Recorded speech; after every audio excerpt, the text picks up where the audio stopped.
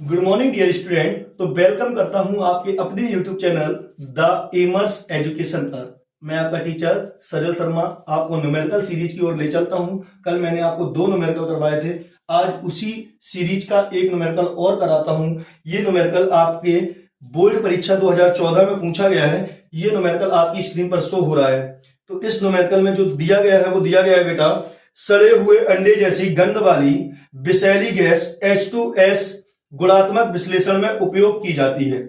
यदि H2S gas की जल में STP पर विलेयता 0.195 m हो तो हेनरी स्थिरांक की गणना कीजिए। तो बेटा कोई भी सवाल हो तो उसे लगाने से पहले हमें यह जानना है कि उसमें पूछा क्या जा रहा है। तो आपसे पूछा जा रहा है हेनरी स्थिरांक। तो हेनरी स्थिरांक को नोट करते हैं के सफिक्स में H के H बराबर आपसे पूछा गया है, तो के H बराबर हमने लिख दिया क्वेश्चन मार्क। अब बेटा आपको पता है हेनरी ने एक अपना नियम दिया था, अकॉर्डिंग टू हेनरी। हेनरी ने अपना नियम दिया था कि किसी भी गैस में डाला गया दाब हेनरी स्थिरांक और उस गैस के मोल प्रभाज के बराबर होता है, गुणनफल के बराबर होता है। तो इसके हिसाब से हेनरी का नियम जो मिला था वो हमें मिला था P बराबर KH इंटू में X गैस। अब आपको जो मोललता दी गई है या जो विलेयता दी गई है बेटा, वो दी गई है कि H2S गैस की जल में विलेयता दी गई है वो 0.195 m दी गई है। तो बेटा दिया गया है H2S के मोल दिए गए हैं आपको 0.195।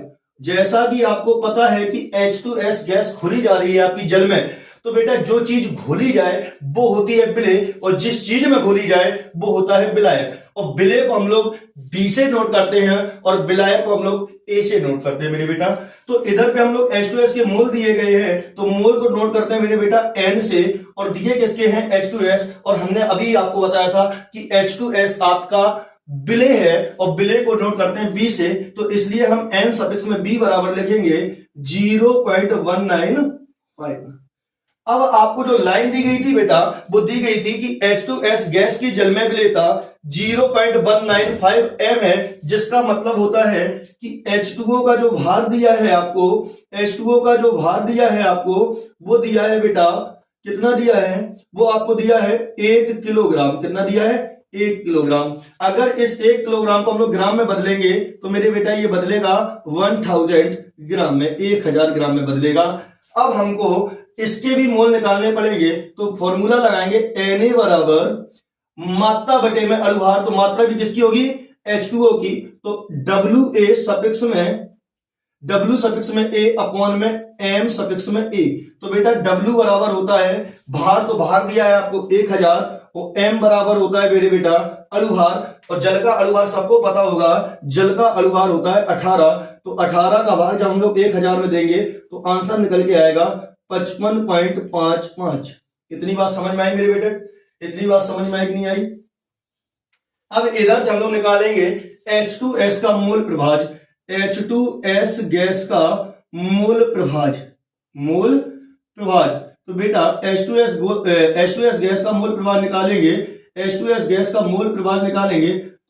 का गैस का मूल प्रभाज निकालेंगे तो मूल प्रभाज X सफिक्स में H2S, X मतलब मूल प्रभाज और H2S मतलब H2S का। तो जिस भी घटक का मोल प्रभाव निकाला जाता है उस घटक के मोल को लिखते हैं हम ऊपर, और नीचे लिखते हैं विलयन में उपस्थित कुल घटकों के मोलों का योग। तो ऊपर लिखे जाएंगे H2S के मोल, तो H2S के मोल दिए हैं बेटा 0.195 अपॉन में 55.55, ये हो गए आपके जल के मोल, और प्लस में फिर से H2S के मोल, तो 0.195। अगर हम इन्हें जोड़ें तो देखो 55.55, और अगर हम अंत में एक जीरो लिख लेंगे तो उससे कोई फर्क नहीं पड़ेगा। और नीचे हमें जोड़ने हैं 0.195 जोड़ने हैं, तो 5 में 0 जोड़ेंगे तो 5, 9 5 14 होते हैं आपके, और इधर पे एक कैरी आ गई, 5 1 6 6 और 1 7, ये आपके निकल के आगे 55.745।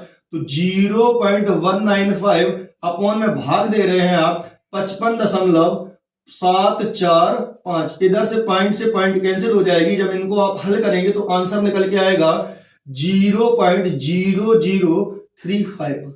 कितना एक्स गैस निकल के आएगा आपका 0.0035। ये आपका एक्स गैस निकल के आ गया या एक्स H2S निकल के आ गया मेरे बेटे। अब आपको देखो दे रखा है एसटीपी मतलब standard temperature and pressure. STP पर किसी भी गैस का या कोई भी चीज हो उसका प्रेशर होता है बेटा 0.987 बार। कितना होता है 0.987 बार। अब आपके पास P है, आपके पास X है। अब आपको हेनरी स्ट्रांग निकालना है KH बराबर, तो इधर से हम लोग KH बराबर निकालेंगे तो KH बराबर फॉर्मूला बन जाएगा। ये X गैस को P के बटे में भेजेंगे तो P अपॉन में X गैस बन जाएगा, P अपॉन में X गैस बन जाएगा। तो हेनरी स्ट्रांग का जो आपको दे रखा है वो दे रखा है P आपको दे रखा है 0.987। कितना दे रखा है 0.987 और जो आपका एक्स गैस निकल के आया वो निकल के आएगा 0.0035। जब इसे सॉल्व करेंगे मेरे बेटा तो निकल के आंसर आएगा 282 बार।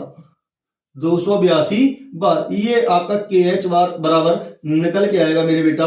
और इसी के साथ ये सवाल सॉल्व होता है। ये सवाल आपसे पूछा गया है 2014 में। बहुत ही इंपॉर्टेंट सवाल है। इससे संबंधित और भी क्वेश्चन आप सॉल्व कर सकते हैं। इसी के साथ जय हिंद जय भारत।